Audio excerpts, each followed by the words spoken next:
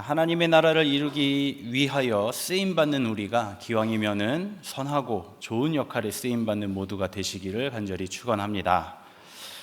네, 제가 이 오늘 말씀의 원고를 지난주에 이제 자료 조사하고 초고를 다 끝내놓고 이제 이번 주는 고난 주간이라 좀 바쁘겠지 싶어서 미리 준비를 해놨었는데 오늘 새벽에 이제 등에 땀이 삐질삐질 나서 야 이거 큰일 났다 싶은 마음이 들었었습니다. 절기 설교를 하다 보면은 이런 일들이 있죠. 오늘 설교 본문이 새벽 설교 말씀과 겹쳤죠. 그래서 비교당하면은 야 이거 부끄럽습니다. 그런 마음을 가지고 급하게 설교 원고도 다시 한번 또 수정하고 그렇게 해서 가져왔습니다. 너그러운 마음으로 함께 들어주시면 감사하겠습니다.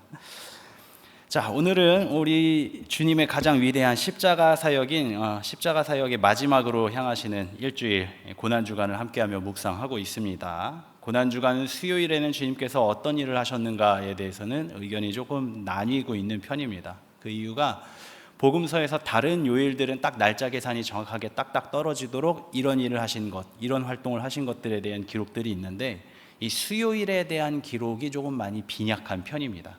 그래서 예전에는 수요일을 이제 침묵의 수요일로 이렇게 하거나 아니면은 오늘 새벽의 말씀에서도 나왔었죠. 은퇴의 수요일 혹은 이제 쉬시는 휴식의 수요일 뭐 그렇게 이제 지키기도 했었습니다. 그러나 이제 다른 의견으로는 요 다음에 바로 이제 다른 누가복음에는 이제 기록이 없습니다만은 다른 복음서에는 나와 있는 그 향유옥합 사건, 향유옥합을 예수님께 부어드린 그 사건이 이 수요일 날 있었던 일이 아니냐라고 분류를 하기도 합니다. 그런데 어떤 의견이 있든지 간에 공통적으로 이제 합의된 의견 중에 하나가 뭐냐면은 이 수요일에 있었던 사건이 바로 가룟 유다가 대제사장들과 만나서 예수님을 넘길 결의를 했다라는 사실. 요것은 이제 수요일 날 일어났던 일로 이제 확실히 합의가 된 사항이죠. 다만 이거를 이제 고난주간 예수님의 행적으로서 분류를 하지 않는 이유는 이건 사실상 예수님의 행적은 아니잖아요. 가룟 유다가 제사장들과 함께 이제 결탁한 그런 사건이지 예수님께서 어떤 일을 하신 행적은 아니기 때문에 예수님의 행적으로는 분류하지 않기 때문에 그렇게 빠지게 되는 것입니다. 자, 이 일로 인해서 우리는 12제자 중에서 가룟 유다를 악한 인물로 여깁니다. 특히 서양권에서는 그 정도가 더 심한데요. 가룟 유다를 대신해서 이제 사도행전에서 가룟 유다를 대신해 마띠아가 이제 사도에 가입을 하게 되죠. 그 마띠아를 12번째 사도로, 그리고 가룟 유다를 13번째 사도로 지칭을 하면서 이 13이라는 숫자에 대해서 굉장히 불쾌해하거나 불길해하는 것을 느낄 수가 있습니다. 그래서 실제로도 뭐 친구들끼리 어떤 모임이 있다 그랬는데 만약에 13명이 모였다라고 하면은 한 명이 가든지 아니면 급하게 누군가를 부르든지 해서 그 13이라는 숫자를 피한다고 합니다. 그런 정도까지도 이제 가룟 유다를 굉장히 미워하는 그런 모습들을 볼 수가 있습니다.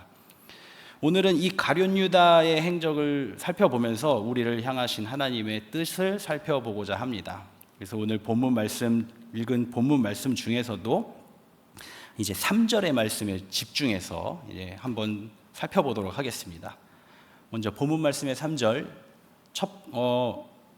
첫 번째로 찾아볼 것이 12 중에 하나인 가룟진이라 부르는 유다에게 사탄이 들어가니, 이 구절 중에서 첫 번째로 가룟 유다에 대해서 알 수 있는 부분은 바로 이 가룟 유다가 12 중에 하나였다라는 사실입니다. 즉 주님께서 직접 선발하신 12 제자들 중에 12 사도들 중에 하나였다라는 뜻이죠. 이 12 사도들은 주님께서 자기를 따르는 그 많은 제자들 중에서 직접 선발하신 인원입니다. 또 우리가 알고 또 인정하고 또 믿다시피 우리 주님께서는 하나님이십니다. 그러기에 그 사람의 마음의 심령 속 말하지 않는 그 속 마음까지도, 그 생각까지도 다 알고 계신 분이 바로 주님이셨다라고 우리는 믿고 있죠. 또 뿐만이 아니라 그 사람이 아직 살지도 않고 생각하지도 않았었던 그 사람의 앞날까지도 주님은 미리 알고 계셨다라고 우리는 믿습니다. 그럼에도 불구하고 예수님께서는 가룟 유다를 사도로 선발하여서 세우셨다는 것이죠.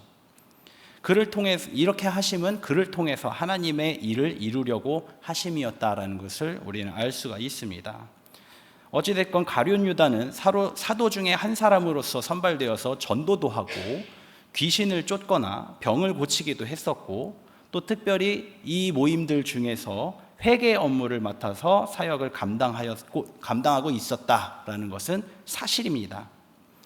물론 이제 다른 제자들의 기록을 통해서 그가 공금을 횡령하고 있었다라는 제보도 있습니다만은, 그런데 실제로 예수님께서 사역하시는 동안의 그 기간의 기록들 중에서 유다가 공금 횡령한 것 때문에 문제가 생겼다라는 기록은 전혀 찾아볼 수가 없습니다. 그리고 또 유다가 만약에 그런 일이 있었던 게 발각이 됐는데 예수님께서 너그러운 사랑의 마음으로 그래도 우리 같이 한번 가보자 하는 마음으로 품어주셨다라는 사건이 만약에 있었더라면 그 사건에 대한 기록이 분명히 남아있겠죠.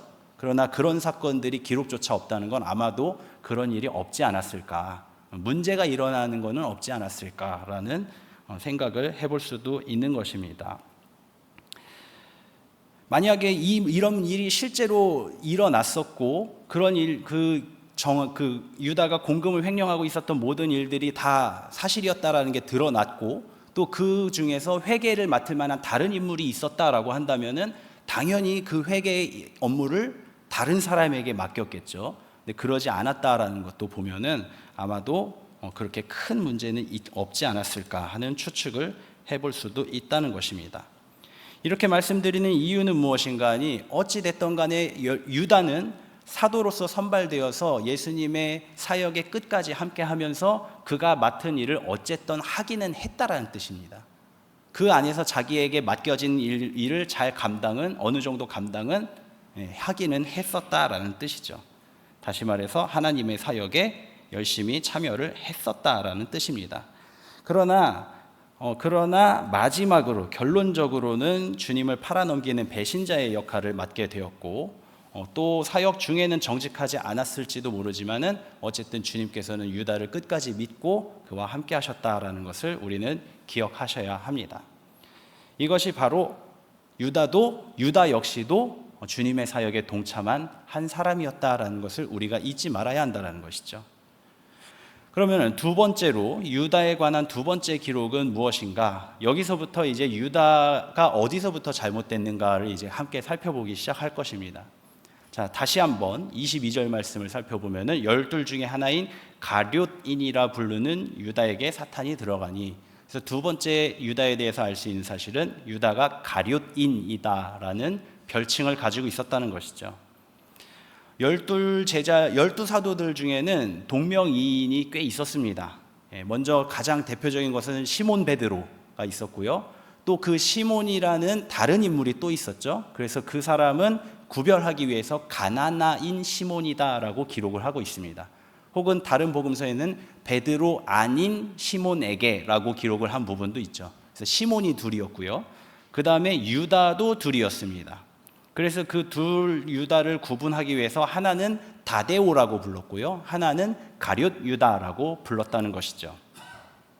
이 가룟이라는 명칭이 도대체 무슨 명칭이냐라는 것에 대해서는 정확한 유래를 파악하기가 조금 쉽지는 않았습니다. 그러나 이제 대부분의 학자들이 이제 합의를 본 사항은 무엇인가 하니, 첫 번째는 이제 첫 번째가 아니라 하나는 무엇이냐면은 그 가룟이라는 명칭이 유다 남부 헤브론 주변 지역을, 그 일대를 지칭하는 지명이 아니겠느냐라는 추측입니다. 그래서 그것이 바로 이 가룟 유다의 출신 지역을 나타내는 게 아니냐. 왜냐하면 오늘 본문에서도 보면 가룟인이라고 불렀잖아요. 그래서 지명, 출신을 나타내는 게 아니냐라는 그런 추측이 한 가지가 있습니다. 또 다른 하나의 추측은 무엇인가 하니, 이 가룟이라는 그 칭호가 당시에 열심당원, 셀롯이라고도 표현을 하기도 하는 열심당원들의 별명이었다라는 것이죠. 어원을 따져보면 그렇게 된다는 것입니다. 당시에 그 열심당원들은 항상 단검을 소지하고 다녔다고 합니다. 단검을 소지하고 다녔는데 그 단검이 히브리어로 스카리온입니다. 그리고 이 단검을 들고 다니는 그 열심당원을 약간 이제 경계하기도 하고 조금 흉보는 의미에서 이 단검 스카리온을 휴대하고 다니는 자라고 해서 스카리오스라고 불렀다고 합니다. 스카리오스. 그리고 여기에서 유다의 별명이 파생되었다는 거죠. 스카리오스, 스카리오스 유다, 이스카리옷 유다. 그리고 이 이스카리옷이 한글로 번역되면서 가룟 유다라고 번역이 되었다는 것이죠. 그래서 이런 명칭을 봤을 때 가룟 유다 역시도 열심당원 중에 하나가 아니었느냐라는 것이 추측이 가능합니다. 그리고 이 유다가 열심당원이었다는 것이 이제 거의 정설이기는 한데, 이렇게 했을 때 그의 행동을 이해할 수 있는 중요한 열쇠가 되기 때문입니다. 자, 그러면 유다는 왜 주님을 제사장들에게 팔았는가? 오늘 새벽에서도 잠깐 이 말씀을 나눴습니다마는 이 행동에 대해서 우리는 의문을 가져보실 수가 있을 것입니다. 유다의 배신 동기, 이것은 사실 신학자들 사이에서도 좀 미스테리한 부분이 많습니다. 정확하게 파악하기가 쉽지가 않다는 것이죠. 요한과 마태와 마가는 유다가 금전적인 욕심이 있는 인물이었다라고 기록을 하고 있습니다. 또 특히 요한은 그가 회계를 담당하면서 돈을 횡령하고 있었다라고까지도 기록을 하고 있다는 것이죠. 그 유다가 배신을 하는 그 동기가 금전적인 이유였다라고 주장을 하고 있는 것입니다. 근데 이럴 경우 유다는 어찌 보면은 예수님의 순환 예고를 유일하게 있는 그대로 알아들은 인물일 수도 있을 것입니다. 주님께서 말씀하신 그대로 죽으신다면 유다의 입장에서는 이제 곧 지금 현재 주님을 통해서 들어오는 수입들을 자기가 관리하고 그 수입 중에 일부를 자기가 횡령하면서 그것을 누리고 있었는데, 이제 주님께서 돌아가신다라고 한다면 이제 그 수입이 끊기는 거잖아요. 그러면은 이제 유다의 입장에서 봤을 때는 어차피 마지막인 거 마지막에 한탕 벌어보자, 그런 생각을 가지고 예수를 팔지 않았겠느냐라는 추측을 할 수가 있다라는 것이죠. 그러나 실제로 예수님을 이제 팔러 가서 제사장들과 협의한 금액은 은 30냥, 그렇게 많은 금액이 아니었습니다. 돈을 목적으로 했다라면 참으로 실망스러운 금액일 수밖에 없는 것이죠. 그럼에도 불구하고 금전적인 이유 때문에 배신을 했다라고 주장하는 학자들이 그럼에도 불구하고 이 실망스러운 금액을 갖고도 계획을 실행한 이유에 대해서는 이렇게 설명을 합니다. 유다 자신도 어쨌든 예수님의 제자로 함께 다녔기 때문에 그것을 혹시 제사장들이 책잡지 않을까, 그것을 두려워해서 말을 번복하지 못하고 그대로 이제 계획을 진행시킬 수밖에 없지 않았는가, 그런 추측을 하기도 합니다. 그러나 유다가 배신한 이유가 단순히 돈 때문이 아니라 다른 이유가 더 있었다라고 한다면 좀 더 자연스러운 추측이 가능하겠죠. 그렇다면 또 하나의 범행 동기는 무엇인가? 바로 그것은 예수님을 필두로 하여서 유대의 독립 전쟁을 일으키기 위한 유다의 전략이었다라고 한다면 사건이 얼추 맞아 떨어집니다. 당시 알고 있다시피 이스라엘은 로마의 식민지였고 이에 대한 무장투쟁도 적지 않게 일어나고 있었습니다. 그리고 그 무장투쟁의 중심에는 셀롯 땅, 열심당이라고 하는 사람들이 있었다는 것이죠. 이 열심당의 다른 명칭이 바로 가나나인이라는 별명도 있었습니다. 이름에서 알 수 있듯이 베드로도 셀롯 베드로라고 부르기도 하는 거 아시죠? 그러면 베드로도 셀롯 땅, 열심당이었고요. 그리고 베드로와 함께 했었던 형제들이 있습니다. 베드로, 안드레, 그리고 같은 갈릴리 출신의 형제들인 야고보, 요한. 여기 예수님까지 이렇게 5명이 이제 갈릴리 출신의 함께 나고 자란 꼬마 악동들 아니겠습니까? 그러다 보니까 예수님은 둘째치고라도 베드로, 안드레, 야고보, 요한 이 4명은 다 열심당에 소속돼 있지 않았을까? 열심이고 또 덜 열심이고의 차이는 있겠지만 그렇게 생각해 볼 수 있습니다. 여기에 방금 전에 설명드렸다시피 시몬, 베드로가 아닌 다른 시몬에 대한 이름이 가나나인 시몬이라고 말씀을 드렸죠. 그리고 방금 전에 또 한번 설명드리기를 가나나인이라는 표현도 열심당원의 별명 중에 하나였다라고 말씀드렸습니다. 그러면은 가나나인 시몬도 포함되고요.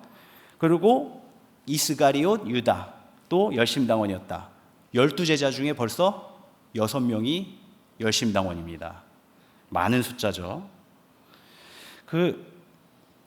그래서 이렇게 된 이유 중에 하나는 이제 열심당원의 중심 지역이 이제 갈릴리였기 때문이기도 합니다. 갈릴리에서 열심당이 시작이 되었고요. 그 다음에 그것이 전국으로 퍼져나갔던 것이죠.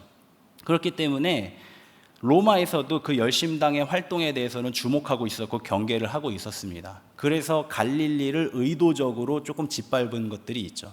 그리고 갈릴리 주변에 데가볼리를 설치를 해서 그 관광도시 데가볼리를 설치를 해서 의도적으로 로마 군을 주둔시키고 그리고 많은 사람들이 오게 하면서 상대적으로 갈릴리가 경제적으로 이제 수탈당하도록 그렇게 만들어 놓은 로마에 경계하는 모습들도 볼 수 있었습니다.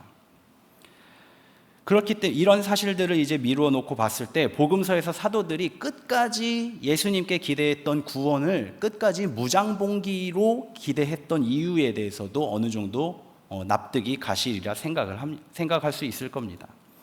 벌써 12제자 중에 과반수가 열심당원이었다라고 생각하면 열심당원들이 바라는 것은 이제 그 군주 국가의 재건이었기 때문에 그것을 바라고 있었다라는 것은 이제 생각해 볼 수가 있는 일이죠.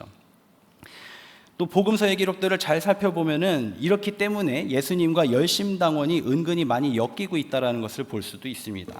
예수님 대신에 풀려난 바나바도 그리고 예수님과 함께 십자가에 달렸던 두 강도도 성경에서는 강도라고 표현을 하고 있었지만 실제로는 열심당 활동으로 인해서 붙잡힌 자들이었다라고 이제 학자들이 분석을 하고 있지요. 그리고 또 이런 사건도 있습니다. 누가복음 13장 1절에 그때 마침 두어 사람이 와서 빌라도가 어떤 갈릴리 사람들의 피를 그들의 제물에 섞은 일로 예수님께 아뢰니, 이런 사건이 있었었죠.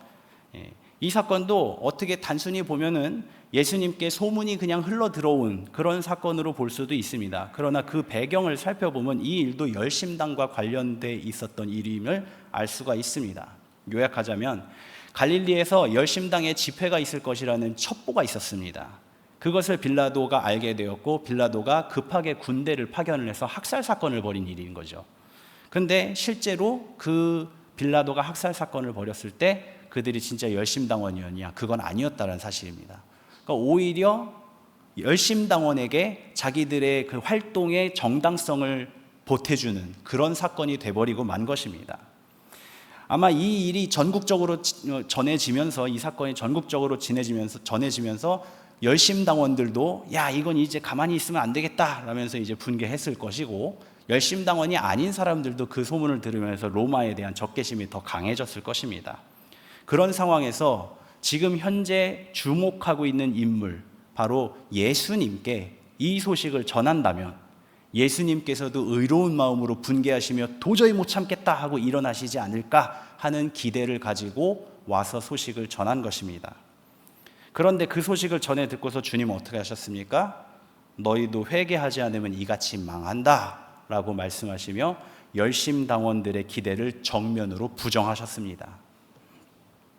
이렇게 열심당에게 실망을 안겨준 상황에서 주님은 한 가지 더 절망적인 소식을 전하신 것입니다.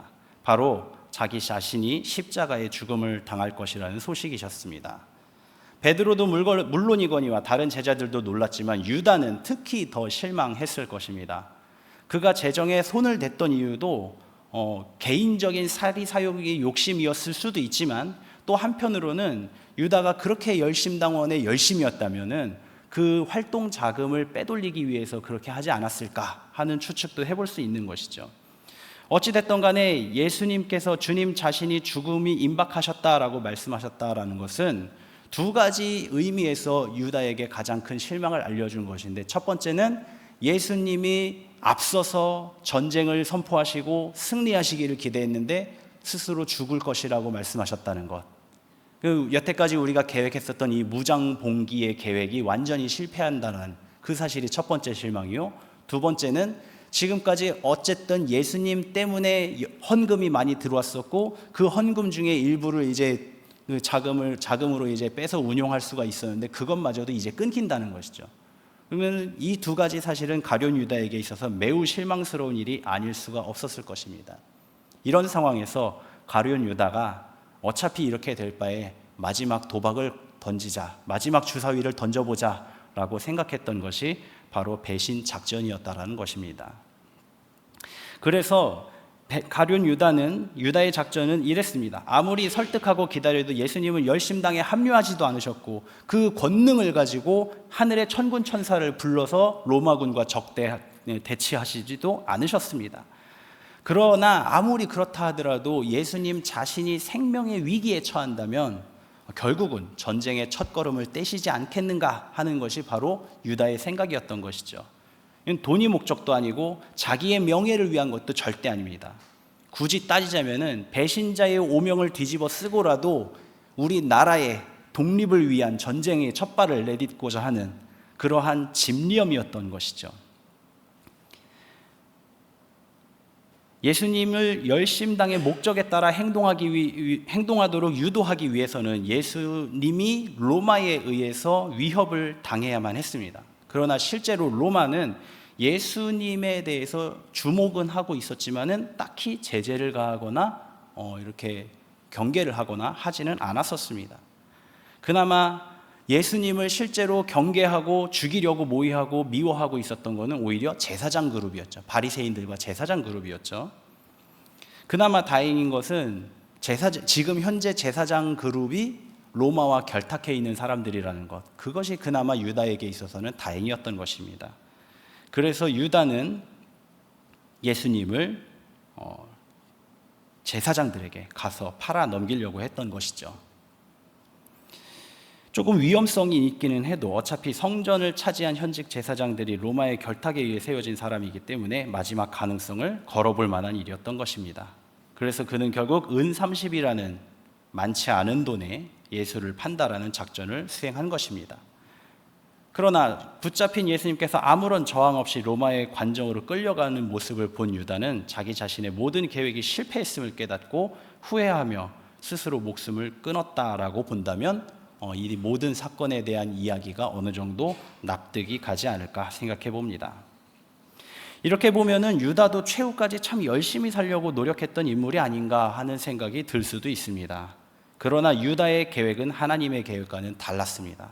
그래서 실패했습니다. 그러나 하나님의 계획은 유다의 계획을 통해서 성취되었습니다. 유다의 이런 계획이 어떻게 하나님의 계획 안에 있었다라고 해석할 수 있는가? 그것은 오늘의 본문 마지막 부분을 살펴보면 알 수가 있습니다. 다시 한번 22장 3절 말씀에 열둘 중에 하나인 유다 가룟이라 부르는 유다에게 사탄이 들어가니, 이 본문은 유다의 배신 행동의 원인이 사탄이라고 기록을 하고 있습니다. 근데 여러분 혹시 사탄도 하나님의 수종이라는 것을 알고 계십니까? 알고 계신 것 같네요. 네, 사탄도 하나님의 수종입니다. 욥기서의 말씀을 잠깐 보겠습니다. 욥기 1장 6절에서 7절 말씀에 하루는 하나님의 아들들이 와서 여호와 앞에 섰고 사탄도 그들 가운데 온지라. 여호와께서 사탄에게 이르시되 내가 어디서 왔느냐? 사탄이 여호와께 대답하여 이르되 땅을 두루 돌아 여기저기 다녀왔나이다. 욥기서의 이 본문의 장면을 한번 상상을 해보시기 바랍니다. 어느 날이라고 기록이 되어 있어요. 하나님의 아들들이 하나님 앞에 모여 있습니다. 이 어느 날이라는 표현을 쓴 걸 보면은 맨날 있는 일은 아니라는 뜻이에요. 맨날 모이는 건 아니라는 뜻입니다. 어느 날 하나님의 사람들이, 하나님의 아들들이 하나님 앞에 딱 모여 있다. 가장 편안하게 무난하게 생각할 수 있는 건 회의하려고 모였구나, 얘기 나눌 것들이 있어서 모였구나 라고 생각을 해볼 수가 있죠. 근데 그 자리에 사탄이 들어온 겁니다. 그런데 어떤 제지나 비난을 받지도 않고 들어왔습니다. 그것을 우리가 생각해 볼 수 있는 것이죠. 인정하기 싫을 수 있는 사실이기도 하지만 사탄도 원래 천사였습니다. 다들 알고 계시다시피 더군다나 천사장이었습니다. 그 말은 사탄도 하나님의 피조물이라는 뜻이에요. 사탄도 하나님의 피조물입니다. 자, 그렇다고 생각해 본다면 이제 사탄도 하나님의 회의에 참석하는 것이 어느 정도 이해는 갈 수 있습니다. 근데 여기서 더 중요한 건 그 다음의 이야기입니다. 욥기 1장 12절 말씀에 여호와께서 사탄에게 이르시되 내가 그의 소유물을 다 내 손에 맡기노라. 다만 그의 몸에는 내 손을 대지 말지니라. 사탄이 곧 여호와 앞에서 물러가니라. 이 구절을 보면은 사탄이 임의로 자기 임의대로 행동하지 않았다는 사실을 알 수가 있습니다. 사탄은 하나님 앞에서 욥을 헐뜯고 욥을 시험하시라고 건의를 했습니다. 그리고 그 건의한 거를 수락하신 것은 하나님이세요. 우리 다 사회생활하고 회사나 이런 구조에서 다 활동을 하시니까 아시지 않습니까? 이런 경우에 누가 책임자입니까? 최종 결정 승인자가 책임자잖아요. 그 사람이 시행한 것이죠. 그럼 여기 본문에 따르자면은 그 논리대로 하자면은 사탄을 시험을 사용하신 것은 하나님께서 하신 일이에요. 하나님께서 승인을 하시고 명령하셨으니까 하나님께서 하신 일입니다. 그렇다면은 이 맥락에서 다시 한번 살펴보면은 유다에게 사탄이 들어갔다라는 것, 그것은 하나님의 사역을 이루기 위함이다라고 해석해 볼 수가 있다라는 것이죠. 그리고 이렇게 된 이유는 하나님의 사역을 이루기 위함이다라는 것을 더욱더 공고히 해주는 구절을 우리가 복음서에서 찾아볼 수가 있습니다. 마태복음 26장 51절 54절에 예수와 함께 있었던 자 중에 하나가 손을 펴 칼을 빼어 대제사장의 종을 쳐 그 귀를 떨어뜨리니 이에 예수께서 이르시되 내 칼을 도로 칼집에 꽂으라. 칼을 가지는 자는 다 칼로 망하느니라. 너는 내가 아버지께 구하여 지금 12군단 더 되는 천사를 보내시게 할 수 없는 줄로 아느냐. 내가 만일 그렇게 하면 이런 일이 있으리라 한 성경이 어떻게 이루어지겠느냐 하시더라. 아멘. 겟세마네에서 유다와 성전 경비대가 예수님을 잡으러 오자 베드로가 칼로 저항을 했었죠. 거기에서 예수님께서 베드로를 꾸짖으시는 내용입니다. 이 말씀에서도 예수님께서 직접 말씀하시는데 하나님의 계획을 이루는데 방해하지 말아라. 이게 이제 베드로를 꾸짖는 그 핵심입니다. 핵심 내용입니다. 정리하자면 유다가 열심당원으로서의 계획을 세우고 실행한 것도 사탄이 유다를 통해서 역사한 것도 결국은 하나님의 크신 계획의 일부 중에 지나지 않았다라는 것이 결론입니다. 사랑하는 성도 여러분, 이 사실을 놀랍게 여길 것이 아닙니다. 하나님은 전능하신 분이십니다. 전능하시다라는 뜻이 무엇입니까? 무엇이든 가능하다라는 뜻입니다. 자연의 법칙을 거스르시는 것 하나님은 가능하십니다. 인간으로서는 절대의 벽이라고 말하는 물리법칙, 인간으로서는 물리의 법칙을 깰 수 없다라고 절대적으로 이야기하죠. 그러나 하나님께서도 그러실까요? 하나님께서는 얼마든지 깨실 수 있습니다. 물리법칙을 뒤집으실 수도 있습니다. 하나님은 자기의 뜻을 이루시기 위해서 악한 자도 이용하시고 사탄도 이용하는 것이 가능하시다는 말씀입니다. 이 말씀은 사사기와 역대기의 이야기를 보더라도 명백하게 살펴볼 수가 있습니다. 이스라엘이 타락하고 하나님에게서 벗어났을 때 하나님은 이스라엘을 깨닫게 하고 징계하게 만들고 회개시키기 위하여서 우상을 섬기는 이방 민족들을 들어 쓰시지 않습니까? 이 이야기를 예레미야도 확증했고 말라기 선지자도 확증했습니다. 하나님의 사역에 사탄이 쓰이는 게 굉장히 드문 일이라거나 아니면 희한한 일이 아니라는 것이죠. 사랑하는 성도 여러분, 하나님의 계획 중에는 악역도 있습니다. 악역도 있습니다. 이것을 기억해야 하는 이유는 하나입니다. 내가 그 악역일 수도 있기 때문입니다. 아예 교회랑 상관도 없고 교인들이랑 아예 상관도 없는 그런 교회 밖에 있는 사람들은 무슨 상관이 있겠습니까? 오히려 교회 안에 있는 사람이어야 이런 악역에도 쓰일 수가 있는 것입니다. 귀신이 무당집에 많이 모입니까? 교회에 많이 모입니까? 교회에 많이 모인다고 우리는 많이 들으셨겠죠? 그 중에서도 이제 막 영적으로 깨어나려고 하는 교회에 제일 많이 모일 겁니다. 교회를 방해하기 위해서 사탄이 창문이 갑자기 깨지도록 만들겠습니까? 아니면 갑자기 기도하고 있는데 귀신 모습을 하고 나타나서 기도하지 마 그러고 깜짝 놀래키겠습니까? 어떤 게 사단에게 있어서 가장 유리하고 효과적인 방법이겠습니까? 바로 서로 시기하고 분쟁하게 하고 나눠지게 하고 무기력하게 하고 무관심하게 만드는 것이 가장 효과적인 방법입니다. 이를 위해서 사탄은 우리 성도들의 마음을 감화시켜서 자기의 뜻대로 조종하는 것입니다. 유다가 주님을 배반한 이유, 이스라엘의 독립을 위해서였을 것이다 라고 설명을 했습니다. 유다의 입장에서는 그 일이 하나님의 일이었습니다. 이것이 사탄이 사람을 감동시키는 방법입니다. 오늘 우리에게도 똑같습니다. 어느 누가 일부러 교회에 해를 끼치고자 그런 마음을 가지고 행동하고 말하고 하는 사람들이 있겠습니까? 만약에 그런 사람이 있다, 눈에 띄게 교회를 해코지 하고자 하는 사람이 만약에 우리 가운데 있다라고 한다면은 오히려 우리는 그 사람을 품기 위해서 더 노력할 거예요. 저분이 지금 시험당하고 계시구나. 우리 모두 함께 그분을 위해, 집사님을 위해서 기도합시다. 권사님을 위해서 기도합시다. 통성기도하고. 오히려 더 그러겠죠. 그리고 그분이 무슨 말을 하고 어떤 방해를 하든지 간에 오히려 더 주여 주여 기도하면서 오히려 이겨내겠죠. 눈에 띄게 하면. 그런데 그게 아니라는 거예요. 그게 아니라는 거예요.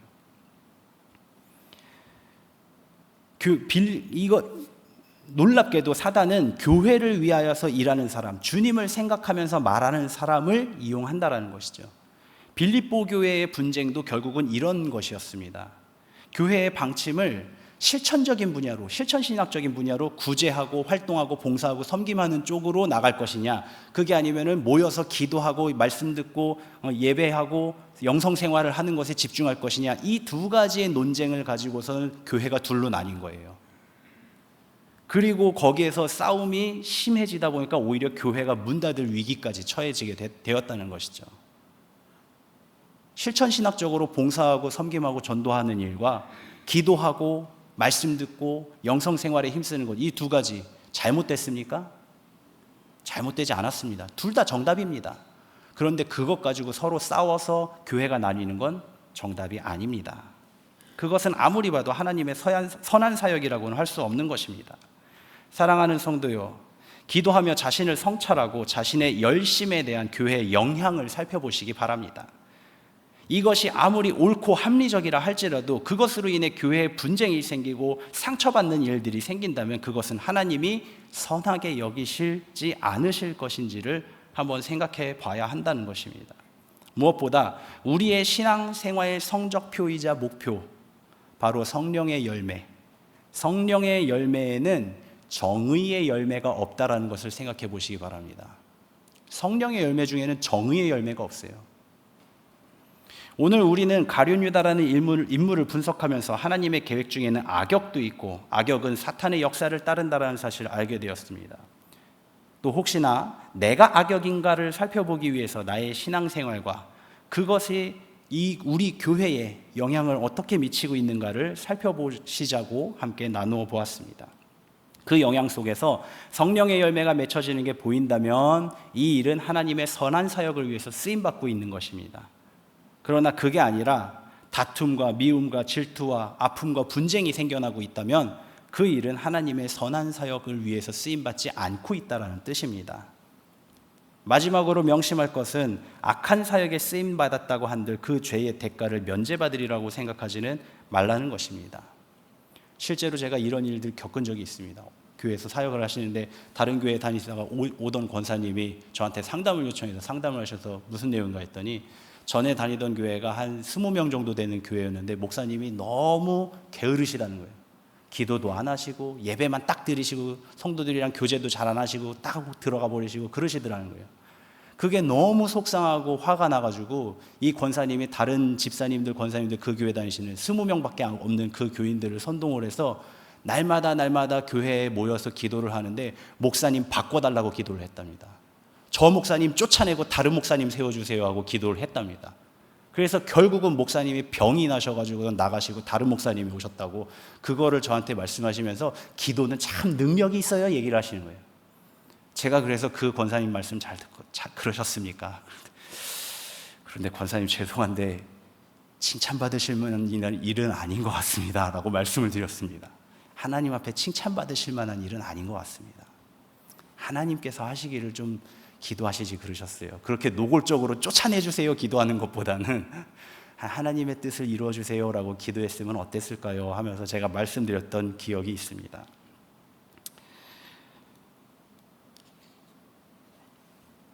인자는 마태복음 26장 24절 말씀에 인자는 자기에 대하여 기록된 대로 가거니와 인자를 파는 그 사람에게는 화가 있으리로다. 그 사람은 차라리 태어나지 아니하였더라면 제게 주었을 법하였느니라. 예수님께서 말씀하셨습니다. 어떤 이들은 가룟 유다를 오히려 불쌍하다고 생각할 수도 있습니다. 하나님의 사역에 이용당한 거 아니냐, 그리고 지옥에 떨어진 거 아니냐, 그렇게 생각할 수도 있습니다. 그러나 하나님의 사역과 인간의 의지의 관계를 잘 생각해 보시기 바랍니다. 가룟 유다의 의지가 사단에게 쓰임 받기에 적합했기 때문에 사단에게 쓰임 받은 것입니다. 유다가 만약에 그 모든 것들을 다시 한번 살펴보고 하나님 주님을 바라보면서 돌아왔더라면 그 일에는 다른 사람이 쓰였을 수도 있었을 것입니다. 교회의 어떤 일에 누군가 나서서 싸워야 될 것처럼 보이는 일이 있을 수도 있습니다. 그런데 그 일에 꼭 내가 나설 필요는 없습니다. 더 중요한 것은 굳이 싸우지 않아도 하나님 뜻 안에서는 해결이 된다는 것입니다. 사랑하는 성도 여러분, 믿음을 가지시고 평안을 위하여서 기도하시기 바랍니다. 그리고 우리 교회에 내가 악역을 담당하지 않도록 항상 깨어서 함께 기도하는, 그리하여서 평안하게 든든하게 세워져가는 우리 교회가 될 수 있기를 주님의 이름으로 간절히 축원합니다.